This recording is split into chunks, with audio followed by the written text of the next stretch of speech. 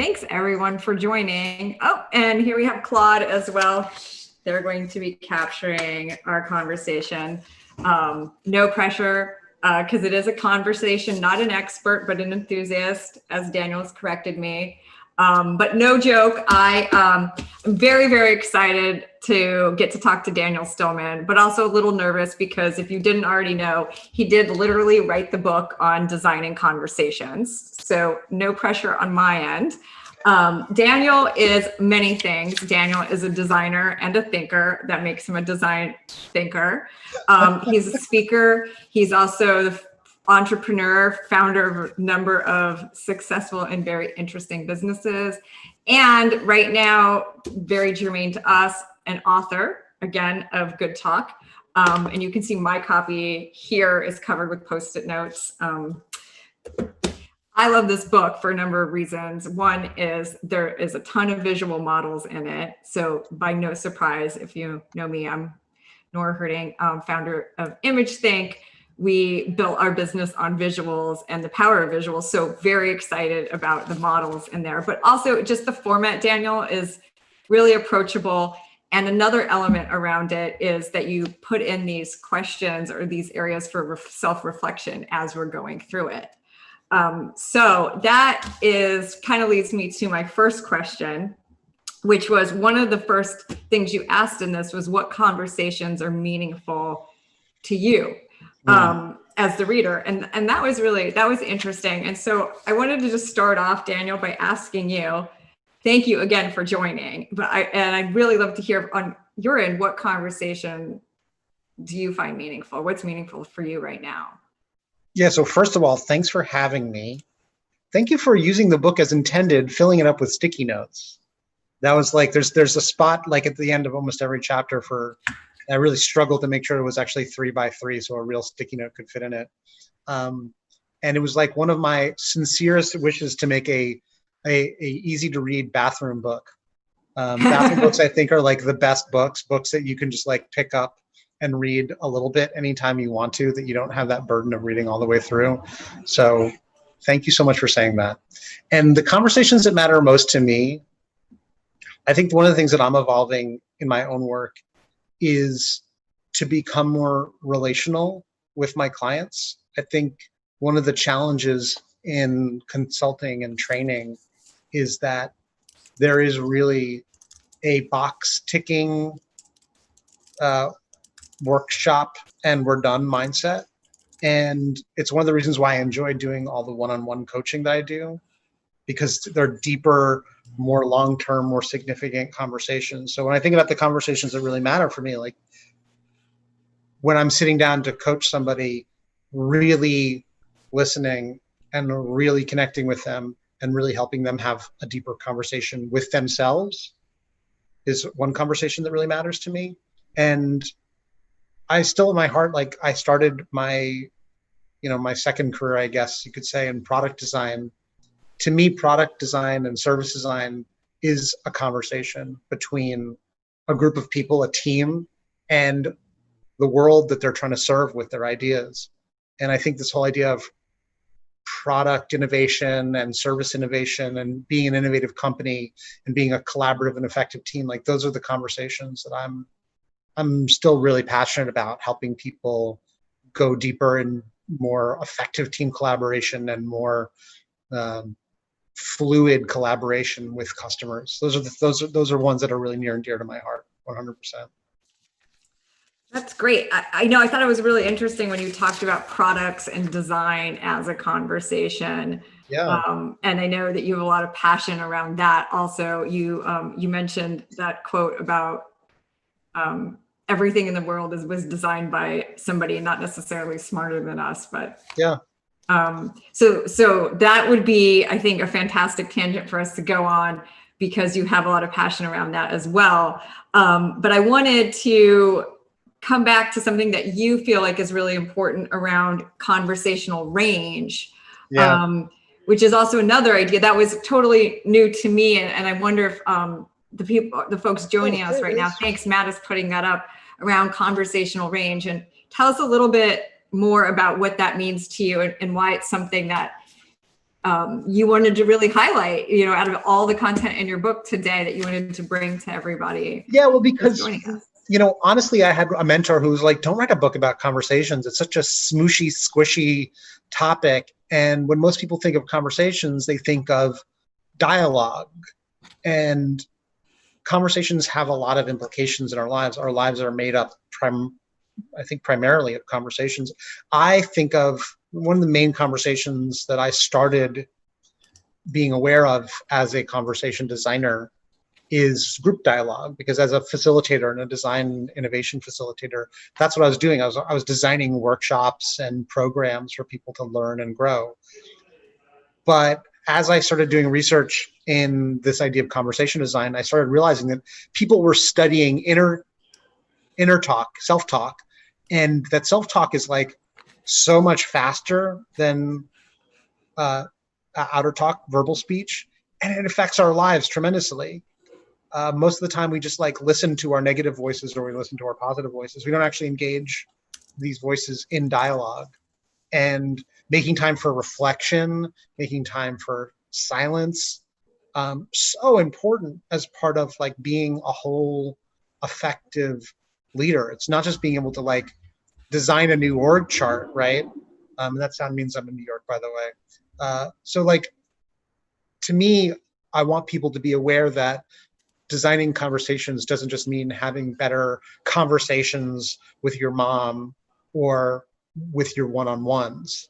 It means being able to navigate this whole range from being a great coach to your direct reports to being able to facilitate a great all hands meeting, right? And those are two really different components on the conversational spectrum. And you've got to be able to manage all of those if you're going to be what I would call an effective conversational leader. Yeah, that's great. So in terms of, do you find that there's certain ranges that people either ignore or typically struggle with, or is that really idiosyncratic depending on the individual? Well, let's talk about that honestly. Like, what do you think is the biggest gap for the leaders that you work with, right?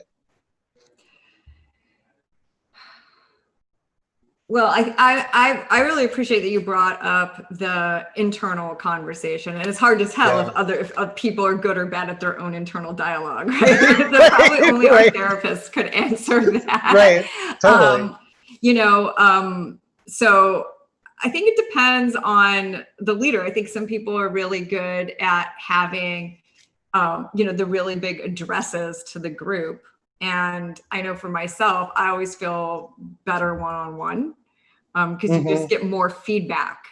So in terms of playing to that range, Daniel, like how do you kind of counsel like we're going to get to your OS model in a second, but the interface must be different, right? If the conversational range is just like me and you right now having a conversation, forget that it's virtual because we cover that, versus I'm having a conversation with a group of 30 people. Yeah, totally. And I think that's something where people do tend to have a rut that they are, or a pattern that they're stuck in, or a place where they're good at. And I'll just speak to myself, like doing the joke that I use in the book, and I don't know if anybody's seen The Princess Bride, and I don't want to spoil the movie for anybody, but I always think of the fight between Fezzik and the Man in Black, where the Man in Black beats Fezzik, spoiler alert, Andre the Giant, because Andre the Giant's used to fighting groups. It's been so long since he's had one-on-one combat. And for me, I spent many years traveling the world doing large group trainings, and it worked one particular conversational muscle for me. It's great to be able to entertain a large group of people and to energize them and to get them to be reflective and deep, but it's not the same thing as being able to dive deep and really help people after that training. But that was a whole other muscle that I had to develop. And so I guess some of what's in the book comes from my own experience of really wanting to help people across that spectrum, not just to do that spot conversation, but to be able to be part of a longer loop. And I think with a lot of leaders, there's a couple of leaders I'm coaching right now where they want to become better coaches, which is kind of ironic, right? we're really told there's a classic spectrum like between asking and telling. And a lot of us are much, much better at the telling because that's where we see our value coming from. Asking great questions can seem passive, but it's actually a great way of taking control of the conversation. Edgar Schein in his book, Humble Inquiry says like, this is a path to getting to great things from people. And so when I think about like conversational range, I also think about not just big and small, but the ability to both ask and tell. And so there's a lot of ways of showing up as what I would call like a whole person, right? Being able to navigate this whole range. That is so true. I mean, we all, and I think that ask can scale like all the way up and down, right? People don't ask enough. I don't ask enough. And I think some of it is around expediency too. When we're working with clients, oftentimes people want to jump in. They think they already know what the problem is. They just want to jump in and solve for it. And so that goes into like your background as a design thinker, all the reframing and looking at that. But there that's you the go. Other access right? to this model, right? Like is focusing on the problem versus the solution. And I think some people do tend to. This is the McKinsey path, by the way. Telling you the problem and then telling you the solution. A lot of money to be made in that pathway, right? But if you want to get the best out of people, I think this is a really nice place to be too. Yeah, and it oftentimes requires like slowing down and people making the space for it. And that can be really uncomfortable when you might already feel like you know the answer, you need to get to the answer to start farther back and bring other people with you.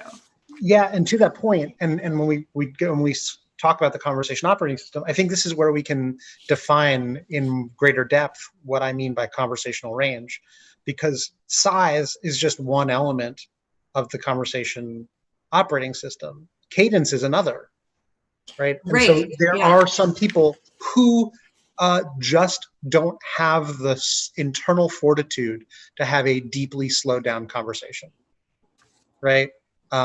Right. Guilty as charged. And men's work, therapy, being just more curious, like the ability to slow stuff way down. Right now, the sprint is the most popular. Like it feels like everything's a sprint and everything's agile. And hooray, like let's go faster, but where are we going? Right. And that's so great. Yeah. And Claude, that's a nugget right there. Daniel just dropped on you, right? Like, let's go faster, but where are we going? And so I'm already getting some good questions coming in. I'm curious for those of you, that are thinking about, is there a range that you already know that you need to stretch to? And would you like to post that in the chat so that we could mention that? But what we're going to put up Daniel's operating OS system. So that's the 9 sort of elements.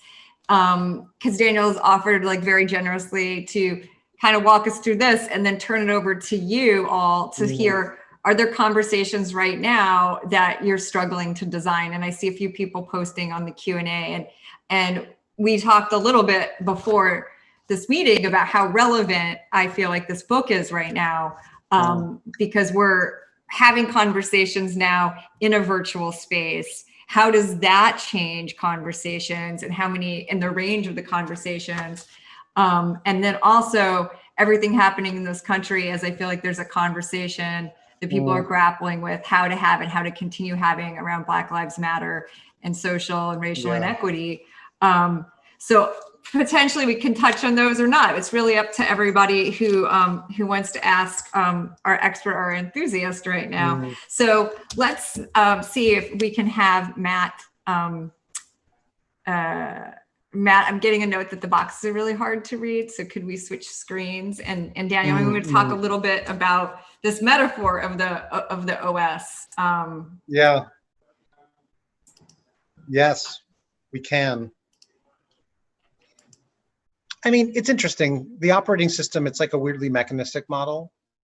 But when I started doing my research in designing conversations, this is back in like 2015, 2016, I was consulting with a group in Australia.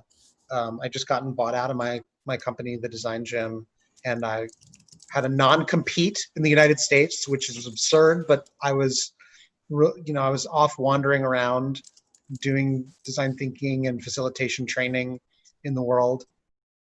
And I was working with this group called Second Road in Australia, and they called their facilitation practice conversation design. And at first I was like, that is so weird. That is, you're not designers. What do you even mean by that? But I'd grown up in design from industrial design, and then there was interaction design, and then there was service design and customer experience design. And I was like, maybe this is the next type of design, you know? And then I started looking back on my own work and realizing that I was in fact designing conversations the whole time, right? All of the design thinking, product innovation work that I was doing was about designing the dialogue between me and the stakeholders, between us and the customers. And so it really just got me thinking like, well, that's one conversation. This is another. Product innovation and group dialogue, those are two conversations. That makes sense. And so then I started just unpacking, well, what are the other conversations? I tried to make sense of it. And then maybe it's because of my background as a physicist, I was like, what are the fundamental components? Like, what are they made out of? Because when you think about physical design, which is where I was coming from, there's the material dictates how you interact. Great. So it's like the periodic element. Now that you say that your background is a physicist, everyone, this is the periodic chart of elements for designing meaningful dialogue. That's amazing. And so that's the idea. And so to me, like, I started to realize, like, and I'd also encountered some really much smarter people than me. Paul Pongaro, who's a professor of cybernetics, started to, his diagram, and actually if we switch to one of the other diagrams, like just the doodle of the people with the interface and the space, I forget who's on the slides, but the one where it's just there's one other, well, that's the product conversation. That's us not having any, being able to hold on to all of them. Not that one. There's one where it's just that one. Yeah. So this was like kind of the basic drawing of a conversation where you're like, okay, well, we have people and the people want things. They probably want their own things. Each person has their own reason for coming to the table. And then they say stuff. They take turns. And they do that through an interface. They do it in a place. And the interface, right now we're in this Chrome here. We're in Zoom. This is the interface for our conversation. And the way this interface has been designed enables certain conversations and not others. And so to the person who asked the question about navigating a difficult conversation, what ways we can navigate or prepare for defensiveness, what most people do when they prepare for a conversation is they think about what they want and what they need, right? And very, very, very few people think about what the other person wants and what the other person needs. Very few people give it equal time and equal thinking time in their preparation. So to me, maybe it's a simplistic answer to that question, but I think about things from their perspective. This is classic empathy. This is classic perspective taking. What do they want? What do they need? What do they think they can get? And what are the likely pitfalls that could happen? Like, at least prepare. Give some of your time to what they want and what they need. I feel like I've said that enough. Well, I have a question around that too, and that's a great for the question there, which was, how do you prepare for people being defensive, or how do you manage that if you're looking at facing a difficult conversation? So, how do we sort of, goals is one of these 9 elements in the periodic chart of Daniel Stillman's conversations, right? Yes. So, yes. To me, that seems to be, I'm sure they're all weighted, but the way we approach work with clients too is really understanding, like, what is the objective and what is the goal, and uncovering, sometimes people, they think it's one thing, but it's almost a little bit like therapy, like uncovering the true root of that. And so in service of helping people or managing empathy and trying to manage people's defensiveness, is there any more you could kind of say around helping everyone be a little clear about what their goal is, and how do you sort of align or establish with people that you have the same goal, or at least uncover maybe you don't? Yeah. Well, yeah, I mean, we're often afraid to ask what people's goals are because we're afraid that if there's a mismatch, If there's a mismatch in goals, that feels bad, right? It's scary to find out that there's a mismatch in goals. But getting to a no is really powerful, right? There's a lot of this comes down to negotiation best practices and negotiation best thinking. I learned about a lot of this at the Harvard Negotiation Institute, which was like an amazing intellectual vacation. I highly recommend it to anybody if you want to take a week hanging out with lawyers.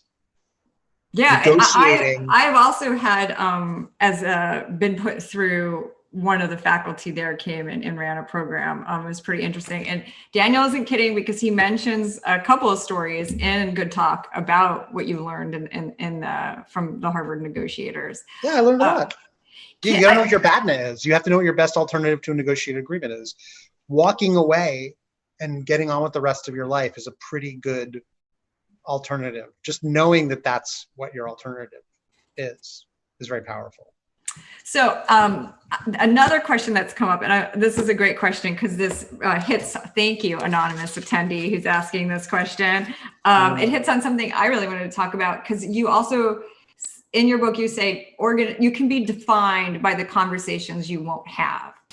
And that really stood out to me, thinking again about our country, right? And as, we're grappling with the darker parts of our history around slavery and racism, it seems, it's conversation that we haven't been willing to have or feel comfortable having. But I've also, been facilitating and working with organizations where suddenly they're just like, we call the 7th floor where all the C-suite is the killing floor, and there's basically, 2 executives that are mom and dad, and they're like fighting this war, and no one's been talking about this for 3 years or whatnot. So that really, really resonated with me.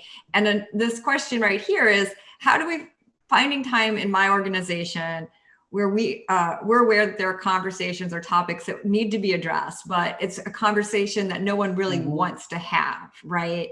And I'm curious, what is the first step to broaching it? So great question, because that hits right to the point, right? There's some that are difficult and we keep circling around them. And I think the fear is, as a leader, you open up the floor and you're met with silence. Yeah, well, that's because you didn't ask an interesting enough question. I would say, okay, great. Tell us more about that. Well, so there's 2 things, and I want to also answer the question that's one up there, because I think that they're related. The other person asked, like, how do you have these more slowed down conversations, right? Slower, deeper conversations. Oh, it's about online. Well, that's a bigger question. But I'll just say this, like, if you can't slow down with yourself, you can't slow down with other people, right? If you heat up, you're going to heat up the conversation.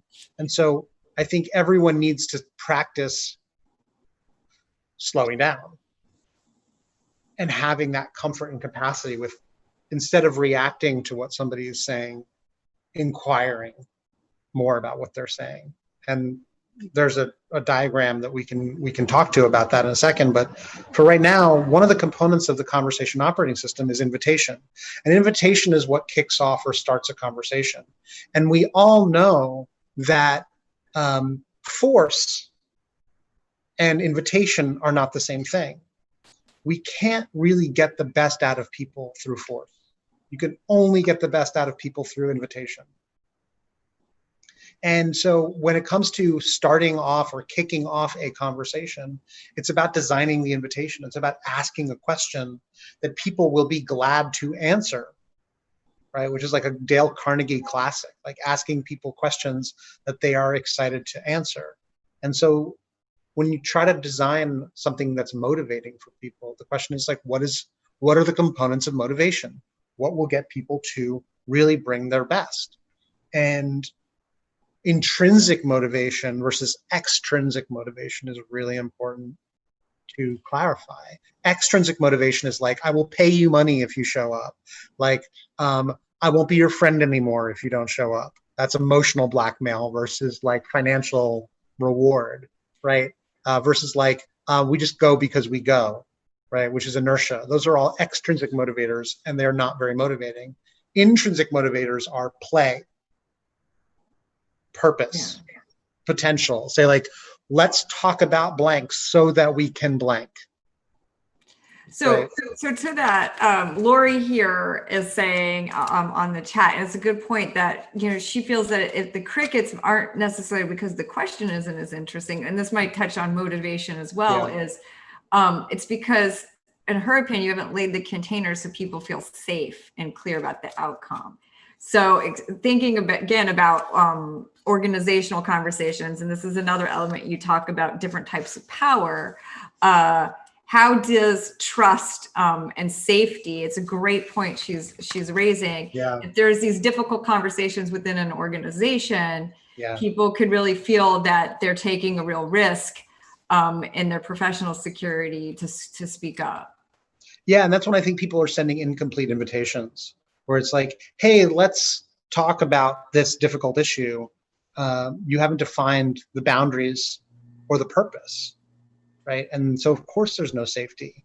I think about safety and creating safety. And Lori, I'd love to hear what you think are the bricks of how do we build literally a safe space, brick by brick. In the book, I used a little bit of the analogy of Christopher Alexander's A Timeless Way of Building. I don't know if people are familiar with that book. It's a kind of a kooky, awesome, crazy book about architecture and how architecture is just about patterns and design and building is about patterns. If you think about a space that is unsafe, we've all stepped down like a weird alleyway and you feel unsafe in that alleyway. And that's part of that is because it's not inhabited, it's not used. But one of the reasons it's not used is because you can't see the exits, right? You're physically unsafe in that space. Like if you've ever studied feng shui, and there's this idea of the power position, like where you put your chair in the room to be in most command of the space. And having your back to the wall is unsafe, right? Being in a claustrophobic space feels unsafe. And so being really intentional about how to build a safe space is non-trivial. I think that's part of the invitation. I think that's part of inviting people into the conversation is defining the boundaries of the space 100%. So tell us a little bit more about how you would go about doing this. So we don't know what these difficult conversations are unless our anonymous friend wants to share a little bit more. But let's say there's an organizational conversation where there's a problem with the leadership, right? Like maybe there's a lack of clarity around the strategy or how in this invitation, do you go to make it clear what the purpose is and make the invitation complete? So to Lori's point, people could potentially feel more safe. Yeah, that's a really broad question. Is it? Okay. But it's so to me, I think there's three components. One is the why, where, and how, right? Like those are the absolute basics. Like, and you can look at the conversation operating system and break it down to that. Like, who's going to be there? Why are they there? What's our purpose? What's our ultimate goal? What's the cost of us not doing this, right? Mm-hmm. Like, what's at stake? Why does this matter? Why now, right? What are we going to do with all of this information? I feel like very often people call brainstorms or all hands or whatever and ask people to contribute authentically, but make it pretty unclear about what's going to happen with all of this, right? You have to also close the loop on things. Safety isn't just in the room. It's a story people tell about what happened last time, right? Well, we did this last time and you didn't do anything with this. There hasn't been any action on this. So there's no transparency or follow through. There's no closed loop in the dialogue. And so we're still now in that last conversation that's incomplete. And people are like, well, why on earth would I bring myself, my creative energy, my insight, my perspective when that last conversation is still dangling, right? Unfinished business is still creating noise in this current conversation. So often I talk about like this open, explore, and close arc of dialogue. And so the last conversation hasn't been closed. And so it's really hard to open up the next one because we're still paying the price.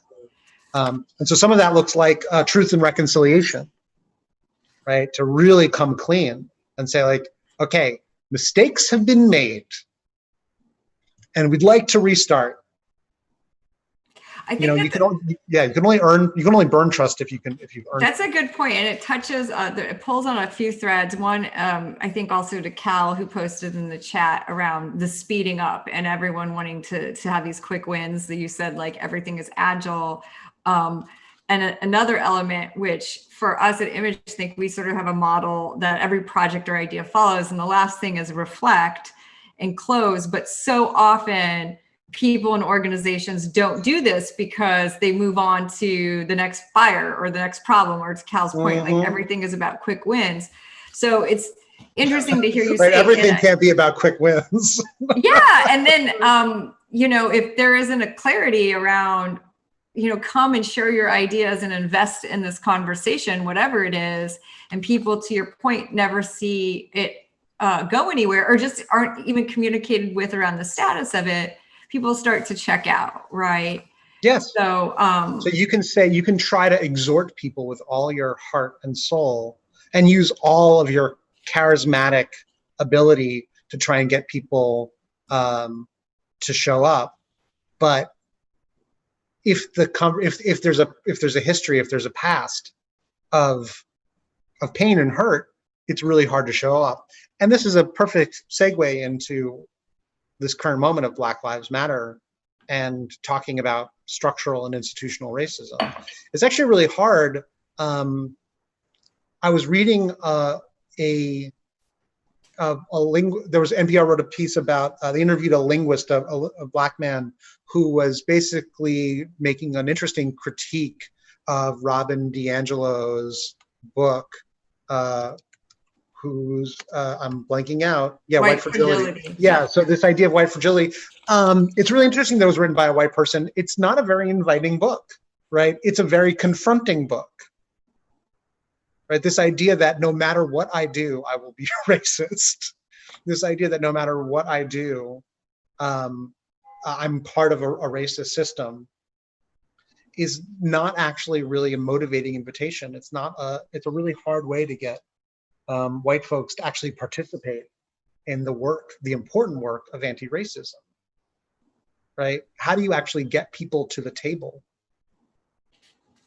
Not by telling them that they are racist and they don't know it, or that they're fragile and they should like stop being so fragile. I don't know how to get people who are off the bench on the bench, right? But I know that we have a really strong cancel culture and a really strong, when we talk about error and repair, which is one of the elements of the conversation operating system, very often when we see perceived errors, we go for the jugular right away. And so I just learned a new framework for this. When I talk about designing conversations, this is kind of what I mean sometimes. Somebody introduced me to oops, ouch, and whoa as just a framing for some of these conversations, that if we're going to try and create a safe space, as Lori asked, and try to make sure that we can go into some of these difficult issues, we have to set the stage in the beginning. We have to set the stage in the beginning as strongly as we can to say, like, not let's try to make it as safe as possible. I actually don't know if that's possible. The idea is like, what's a brave space? This is what I've learned this from some other facilitators. We will hurt each other. We will make mistakes. What will we do if we make mistakes? How will we handle them? You say, ouch. And then somebody can go, oops, sorry, Control Alt Delete, undo. You can do that with an oops. You can do that with an ouch. You can't do that with a whoa. Somebody's like, whoa, you can't, I don't know if you know this, but that's really racist. You can't say that, right? So that's a really different framing for the conversation than cancel culture.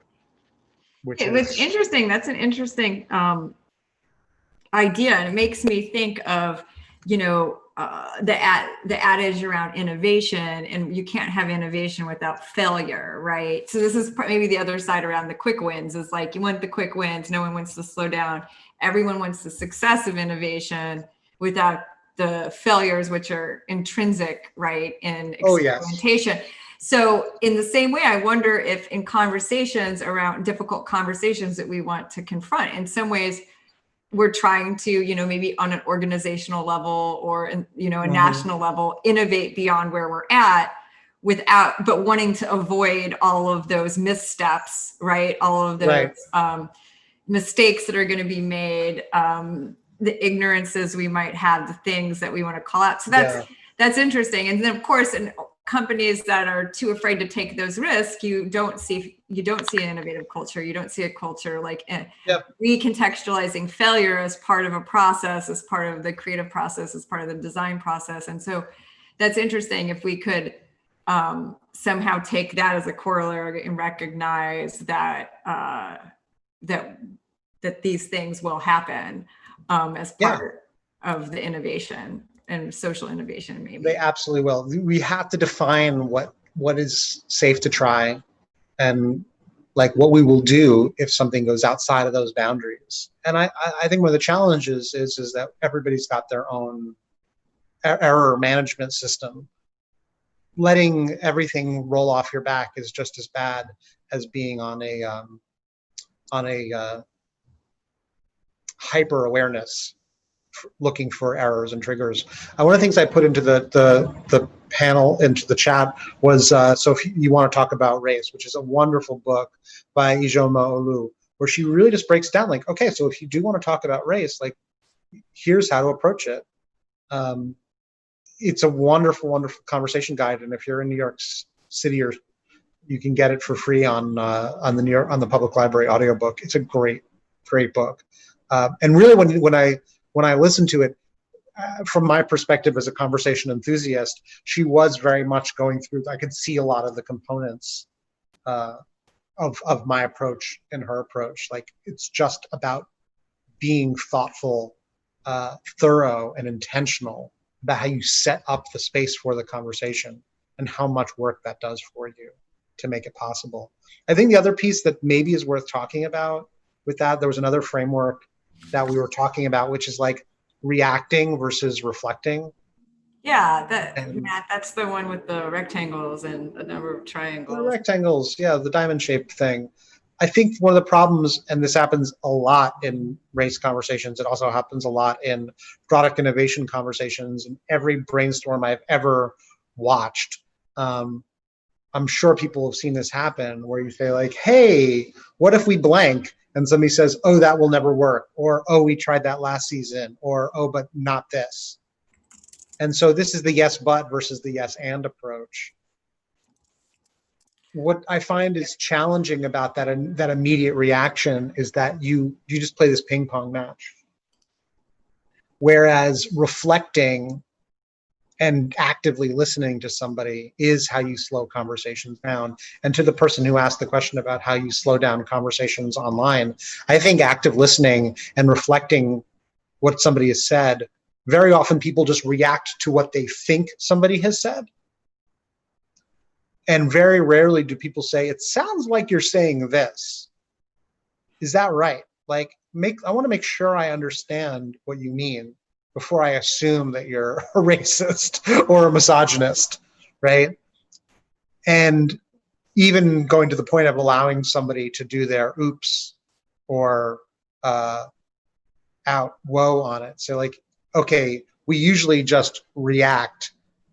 Very rarely do we just take no move and listen. Reflecting, to me, just active listening, peeling back layers of meaning, and just clarifying what somebody actually intended to say, even if they said it wrong, is a huge service to them. And it's a great way to cool conversations down if they're getting hot. That is so true. That's such a simple thing that we can do. Back to the question about slowing those deeper conversations down online or anyway, is to just repeat back what the person has said, like you said, and ask if you understood it right. And it's amazing how powerful that can be to people, how understood they feel, Yes. And then, and by the way, sorry, go ahead. Move forward slowly together that way. Yeah. Right? And usually what happens, and Ijeoma Olu's book is great in this point, because often if you're looking at this triangle, when a person of color and a white person are having a conversation about this, white people often react very strongly to this idea that they are racist because they, or that they've benefited as part of structural racism, right? And that because they're not anti-racist, they are participating in a racist system. That's a really tough. That's like varsity level insight about yourself, right? And so usually the reaction that comes from people is like, "But I'm not racist. I'm colorblind, right? I would never. I have never. I would never." Right? And so that immediate reaction tends to invalidate when they're starting the conversation. Rarely do we say, "So let me make sure I understand what you mean.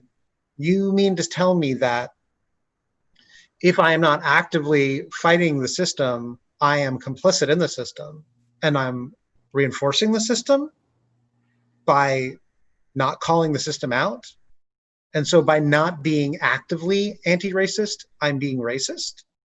Yes. Oh, wow, that's heavy. I didn't know that. I'd never thought about that. It's really hard to get people to get that light bulb on. That takes, honestly, love, right? Because that level of listening and getting that level of safety for another person to get to that realization is not, you don't get that for free, right? Because people react. Being called a racist is like the worst thing you could call somebody. It's like, "Oh my God, I'm a racist," and reacting is just, it's part of it's in our DNA, I think, certainly in the Western cultures, is to react. Reflecting is definitely not it's not going to be the first move we take. Yeah. To deeply try to understand what somebody means to say to us. What is easy, I think, about reflecting is that it's still active, right? Like you get a turn, you say something. And so tell me a little bit more about holding and what's the experience of holding like? Yeah. Well, so first of all, I agree with you 100%. Reflecting, active listening is my safe space whenever I feel challenged or the conversation is heated up or I don't know what to say. I just put on my active listening hat. It's really safe.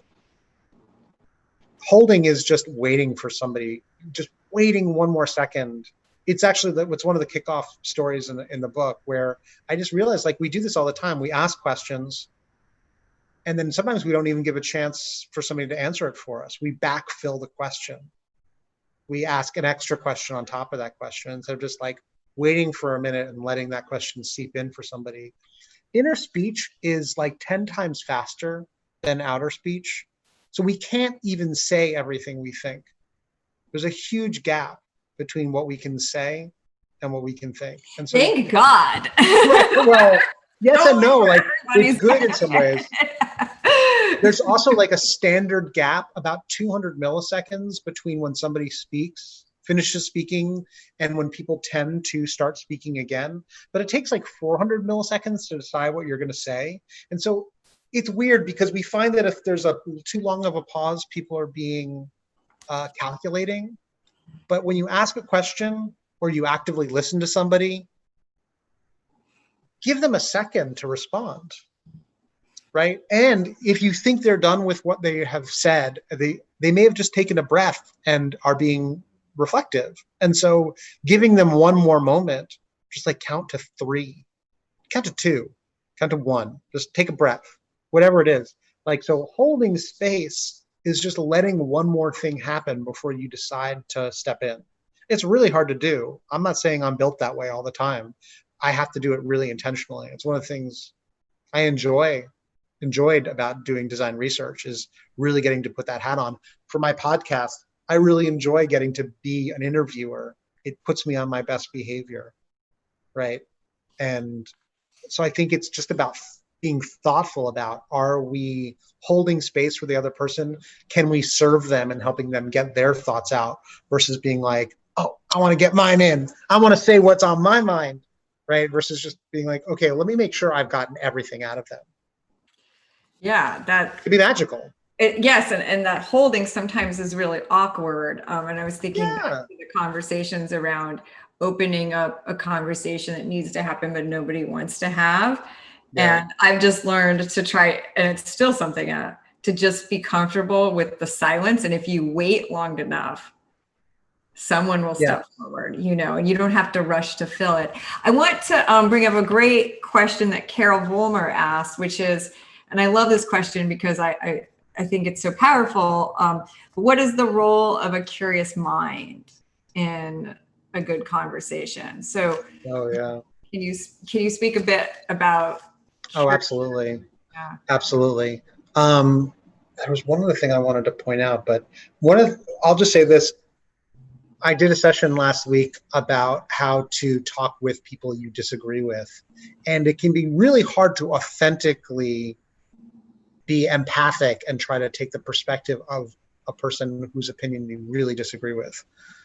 Curiosity smells a lot like empathy, and it's actually really easy to fake curiosity, believe it or not. And thank God, right? Because we know that we should be asking more questions. We know we should be more empathic. We know we should try to understand somebody's perspective better before jumping to conclusions, but it's hard to do. And so just asking one more question and listening to the whole answer and then the answer after it, you can do that mechanically. You can do that without your heart being in it. And I'm hoping that people will see the results, the positive results of that, and just learn to be more fascinated by other people's perspectives. Even if you talk to somebody who you really, really disagree with. Somebody just shared something about this. I just posted about this recently. There's a Black man who convinced, and he wrote a book about this, over 200 people, 200 Ku Klux Klan members to give up their robes. And he did it by engaging them in dialogue. He did it by planting seeds, by asking them interesting questions, by letting them simmer and cook in the discomfort of what they didn't know and what they'd never thought about, what they'd never realized. And just engaging them. And so I think the role of a curious mind is tremendous. Like, actually, this is where the ask-tell spectrum for me came from. Ed Schein's book, Humble Inquiry, which I learned about from one of my favorite podcast interviews with Nancy McGaw, who's from the Atlantic Institute, who you introduced me to. Yeah, I love Nancy. Right, Nancy is a wonderful, amazing person. I want to just put that link up because she's just amazing. She introduced me to that sort of spectrum of asking versus telling, and how important it is just to ask more before we can tell somebody something that is significant and relevant to where they are. To me, asking is just always safer, and gives you just amazing results. And I'll just give you a really, really simple and super gross example. I was on the bus years ago, and there was a man who was cutting his fingernails on the bus with a clipper. And I don't know how you feel. Yeah. That guy's always on my bus too. Yeah. Super duper uncool. Right. And he clips it and they're definitely flying everywhere. It's super gross. And part of me wanted to be like, what are you doing? Just shutting it down, telling him that what he's doing is wrong. But instead I asked him, I was like, well, that is just so interesting. I always do that at home. I just assumed that was not something you did in public. Tell me more about that. And then he was just like, oh yeah, good point. That's interesting. Now, I was telling him a little bit, but I framed it in an ask and really got him back on his heel. This is actually also part of, if you did any research on bystander training, and there's so much research on how to design that conversation if you see somebody causing someone harm, both physically or emotionally, distracting, and what's the other D? There's another D, there's 3 Ds. There's a confusion aspect to it. So asking somebody a question confuses them tremendously and really gets them to think oh, you're right, this is something I do at home. I should do at home, right? Asking is so powerful. And instead of and just gave him a moment to just cook in that question and come back with a fumbling apology and putting his fingernail clippers away. There you guys go, everybody. If you've winning one for civilization, this is a great tactic for the next time, which could be a while. where you're on Yeah. public transit and you see someone clipping their nails or eating, you know, an entire like bucket of barbecue chicken also. Lori asked an interesting question about the Cantor four-player model. My editor was like, you have too many models in your book that aren't yours. Take it out. So actually in the book, I reference David Cantor. I think it's a really great model. I think one of the challenges, Lori, is that when people see the bystand, it doesn't mean what it really means. And we can put a link in there for the model. There's a great video of David Cantor talking about movers, followers, opposers, and bystanders. I think a lot of people look at bystander and think like, oh, I'm not involved. Whereas the bystander is very much an active noticer and namer of what's happening. It's a very important role in conversational dynamics. I put this model together because I think being in silence is an important component. I wanted to add that as part of the conversation. I don't know if that answers Lori's question, but I hope That's it a great does. question. So before we go, because we're almost on the hour, one other thing I wanted to bring up, because I thought this was such an interesting prompt that you gave, and I really wanted to hear about the outcomes in your experience with it, which is back to organizations. As we were talking about, organizations can be defined by the conversations they don't have. You also mentioned organizations often have the same kind of conversation, and that you encouraged in working with clients, rather than creating an org chart, is to ask people to map out the conversational chart or the conversational flow in organizations. Yeah. And that just comes from my experience with stakeholder mapping as one of the most powerful tools in the design thinking playbook, I guess. It's just like, well, who are the people in your neighborhood? Who's talking to who, and what are they talking about? What are the clusters of dialogue? It also comes from like, I mean, you know this in your work, Nora, right? Like art therapy works. Like that's some of what we do. I remember the first time I asked somebody, just draw your job. Like just draw your job. What does that mean? I don't know. Just draw your job. And they draw their job. And some people draw their job where it's a bunch of technology and workflows. And some people draw the people and the relationships. And it's just like when you ask somebody to draw their family, you know, who's close, who's far apart, who's small, who's large, who's clustered together, and who's on the outside, who's on the fringe. And so when we start visualizing our own experience of the conversations in our lives, we can start to have a conversation with them, right? Once we put a flag in the sand, once we start to look at it, we can say, is that how I want it to be? What would I like it to look like? And so then that's the question that we do with almost every single map in the design thinking arsenal. Are we designing the future state, the current state? Are we mapping the current state or the future state? You have to be really intentional. Like, this is what it is right now. How do we want it to be? And then what's the gap? How do we go there? Right. So that's the essential conversation. Where are we now? Where do we want to go? How do we get there? I think that there's I'm so excited to try the drawing out the conversation. One, because obviously you're encouraging people to diagram and map it. And obviously there's so much depth in that and so many things that can be pulled out of it. But then to think about not what is our role, but who is talking to who at what point, how many conversations are redundant, you know, how many conversations are impartial or not impartial, but incomplete because not the right people are part of the conversations.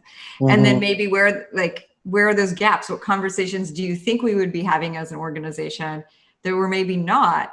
That there's just a real power in that exercise. And so I wanted to make sure that we got a chance to hear from you around your thinking around that. What has emerged in working with clients and doing that? It's a great question. I think it's funny. I think some people are really interested and open in thinking and talking about this way. It's helped me slow down the conversation. I just put a link in the chat for some templates around this, and a webinar I did with Mural like maybe a year ago or more.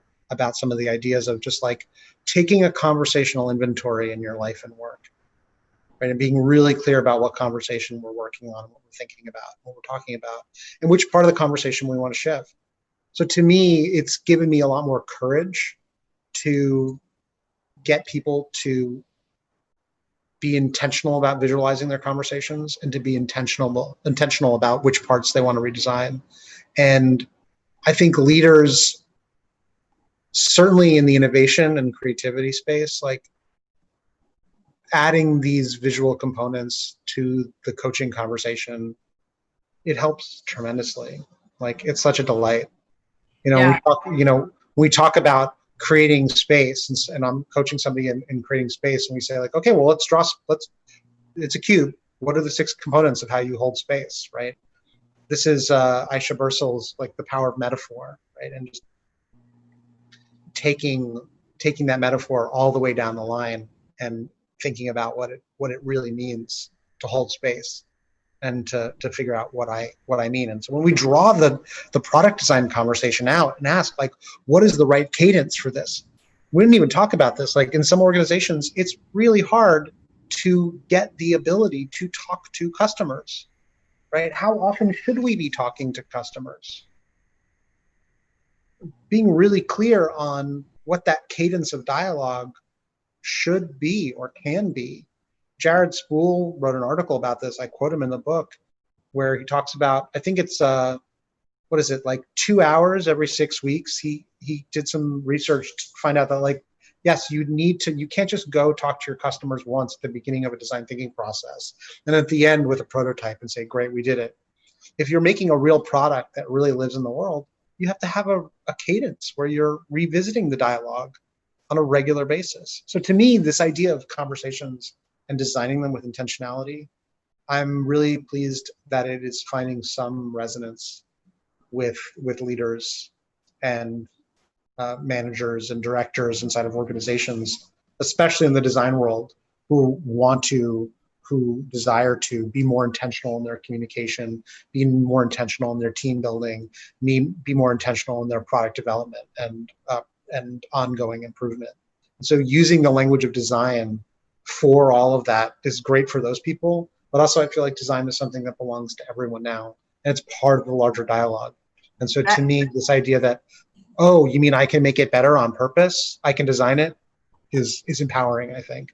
That is a great place to stop there, Daniel. Design belongs to everybody. It was such a joy to see you create this book. You started it obviously before COVID and 2020, but I think in a way it's a blessing to all of us that it's come out now. Good talk, everybody. And if like you all are like me, every time I listen to Daniel, I'm left with a million more questions. My mind is on fire and I have a very long reading list. And so you can all see that we have been posting along with Daniel links to some of these incredible resources and citations that Daniel referred to. This will also be hosted and is being recorded on the ImageThink site. So if you want to come back and review or share, we will follow up with the link. And Daniel, thank you so much for another great conversation. Thank you so much for hosting me. I just popped something in the chat. If people want to download the first 2 chapters of the book, they can do that. It's on my website. You can get a lot of goodness out of that. There's a lot of goodness right there.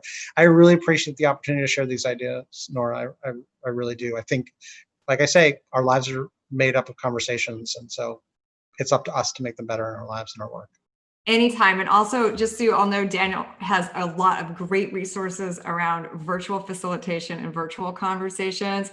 He's been a real leader in pioneering the way that facilitators work and adjust in virtual environments, and also has a series of workshops about it. So I encourage you to follow him, keep in touch with him, because you can really experience some of these things for yourself in those capacities. So thank you, Daniel, and have an excellent long weekend. Thank you so much, Nora. I really appreciate it. Bye. Bye-bye. And scene. Well, we're still here. Everyone's still here. You're all still here. This is my favorite part of most workshops now, is when they're It's over like the and we're still blooper around. reel. Yeah, I there's think Matt 20, should there's 17 music people shoot still up. hanging out, you know. Any more questions? And then you just see everybody like dropping off it and waving. Oh yeah, you know what? We didn't answer the anonymous attendees question here. I'm curious about what the first step to broaching a topic that no one wants to have. It's just important to say, have the conversation about the conversation. People always say, like, never have the conversation. Like, Atlassian has this post about the 7 types of meetings that every team should have, and the one they said that you should never have is the meeting about meetings. And I'm like, oh my god, you totally need to have. Yeah, you should have that meeting, Oh, and yeah, then you can revisit it like every 6 months or yeah. whatnot. And so before we have the conversation, it's totally legit to say, well, how would we like this conversation to be? And just hear from everyone. Like, oh, I would like it to be contentious and acrimonious. I'm hoping that we can get there as quickly as possible. We did address, a number of ways around that, around the invitation, making a safe space, but yeah, how do we want to have the conversation? Also a great point. Can you get the links? I think you can save the chat. Can people save the chat? Is that true? I think we can save the chat, but what we can do is we can save chat.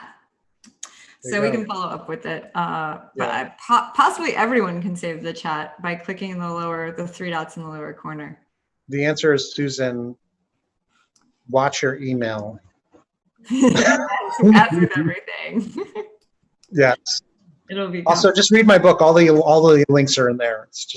That's the easy answer. Okay. Buy the book and then buy all of the other books. Yeah. All right. Well, I think I have the power to hit the red button. You do.